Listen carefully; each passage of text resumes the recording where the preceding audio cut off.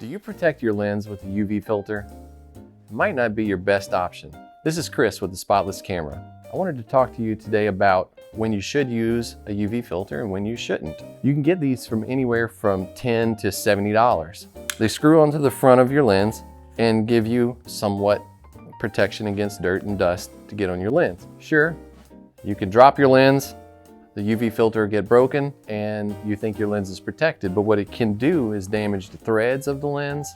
It can still damage the front end of the lens, which is difficult to replace.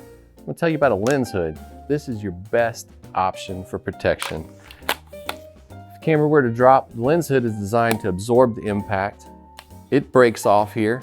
These are fairly cheap, but on average, people buy $10 UV filters. A $10 UV filter on the front of a $2,000 lens, you just cheapened your entire lens by putting on a cheap piece of glass.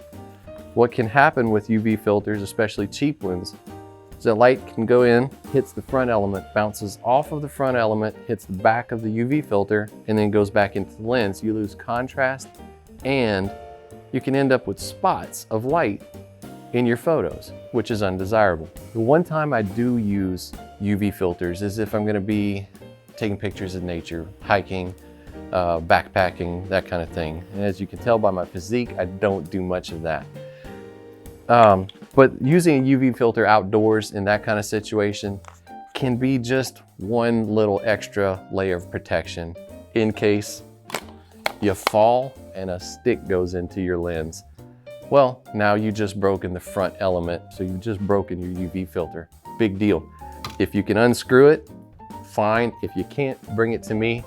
I have proven techniques of removing broken UV filters. I don't use a UV filter 90% of the time, but my lens hood is on every time.